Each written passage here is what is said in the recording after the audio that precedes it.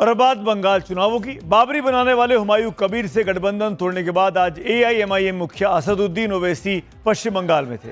आज उन्होंने मुर्शिदाबाद के रघुनाथगंज और कांदी में जनसभाएं की। दोनों ही जनसभाओं को संबोधित करते हुए ओवैसी ने बंगाल के मुसलमान वोटरों को सीधा सीधा संदेश दिया।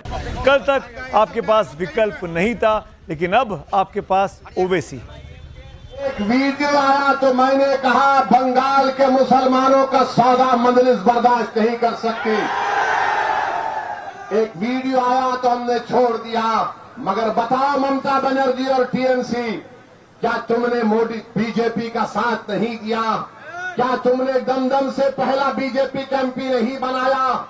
बताओ तुमने बंगाल के गरीब और मजलूम मुस्लिम अकलियत के लिए कोई काम नहीं किया? तुम सिर्फ डराते हो, बीजेपी का डर दिलाते हो। यकीनन मैं कह रहा हूं, मोदी और ममता एक सिक्के के दो रुख हैं। मोदी और ममता दोनों भाई बहन हैं। आज मैं आपसे अपील कर रहा हूं कि यकीनन हमको बीजेपी आरएसएस को हराना है। ममता बनर्जी और टीएमसी, कांग्रेस और मोदी, ये जान लो वो डराने के दिन अब खत्म हो चुके हैं।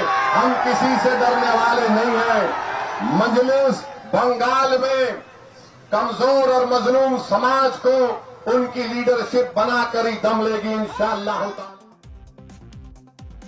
इससे पहले जब ओवैसी बंगाल पहुंचे थे तो उन्होंने हुमायूं कबीर के साथ अपनी पार्टी का गठबंधन किया हुआ था, लेकिन तब से अब तक बंगाल के हुगली में बहुत पानी बह चुका है। टीएमसी की तरफ से हुमायूं कबीर का एक कथित स्टिंग ऑपरेशन जारी करने के बाद ओवैसी ने हुमायूं कबीर से अब किनारा कर लिया है।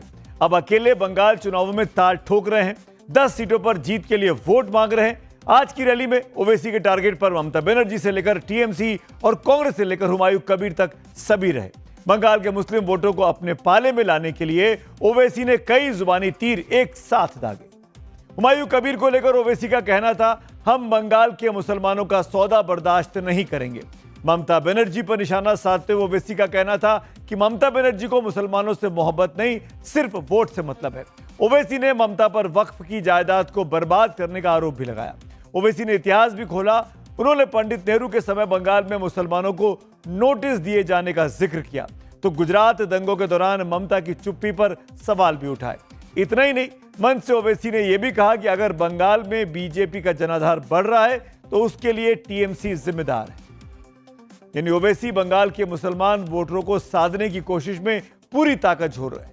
लेकिन बड़ा सवाल है कि क्या ओवैसी बंगाल में मुस्लिम वोट को कंसोलिडेट कर पाएंगे, या फिर उन पर जो वोट कटवा के आरोप लगते हैं वो बंगाल में भी लगेंगे? क्योंकि ममता बनर्जी पर सीधा हमला, नरेंद्र मोदी पर भी मंच से तीखा वार और सबसे बड़ा फैसला हुमायूं कबीर से गठबंधन को तोड़ना, क्या इसी रणनीति का हिस्सा है?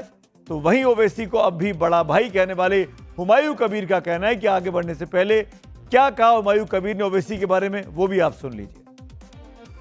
सीबीआई है, एनआईए है, कोई ईडी है, वेस्ट बंगाल का ममता बनर्जी को पास सीआईडी है, जो बड़ाई करके वो मुखफुर आलम को अरेस्ट करके वो एयरपोर्ट से बोला कि मैं सीआईडी गिरफ्तार किया। तो उनको सारे सिस्टम उनको हाथ में है। मैं चैलेंज कर रहा है, मेरा ऊपर जो इंजाम लगा रहा है वो इंजाम को जांच होना चाहिए और सच्चा क्या है ये देखना चाहिए। मैं फेस करने के लिए तैयार हूँ। और अभी ग्राफिक को जरा ध्यान से देखिएगा जो हमारी बड़ी वॉल पे आपके सामने है। बंग जंग में इन दिनों 4M की चर्चा खूब है। अब ये क्या है 4M?